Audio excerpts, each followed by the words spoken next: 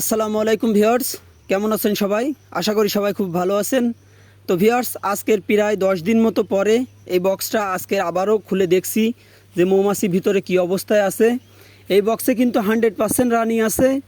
তো আপনারা যখন মৌচাক ভেঙে আপনাদের বক্সে স্থাপন করবেন তখন আপনারা অবশ্যই রানী মাছিটা কিন্তু খুঁজে আনার চেষ্টা করবেন, কারণ রানী মাছিটা যদি না পাওয়া যায় তো সেক্ষেত্রে কিন্তু একটা কলোনি যখন তখন নষ্ট হয়ে যেতে পারে।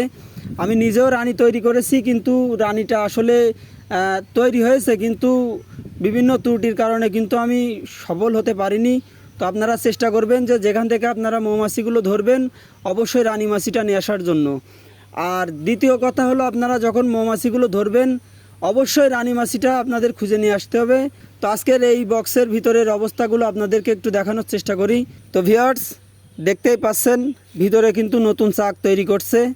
তো আজকের আমি এদেরকে কোনো রকম আর কি নাড়াচাড়া দিব না, কারণ অতি বেশি নাড়াচাড়া দিলে কিন্তু মৌমাছিগুলো বিরক্ত হয়ে চলে যাওয়ার সম্ভাবনা আছে। তো আপনারা কিন্তু দেখতেই পাচ্ছেন যে ভিতরে মাশাল্লাহ বক্সের লাইন কিন্তু খুবই ভালো, কিন্তু বক্সটা হয়ে গেছে একদম নিম্নমানের, যেটা আমার নিজস্বভাবে তৈরি করা। তো এই বক্স থেকে কিন্তু মৌমাছি পরবর্তীতে আমি যে বক্সগুলো তৈরি করছি সেই বক্সে স্থাপন করে দিব। তো ততক্ষণ পর্যন্ত এই বক্সের ভিতরে মাছিগুলো কিন্তু এইভাবেই থাকবে।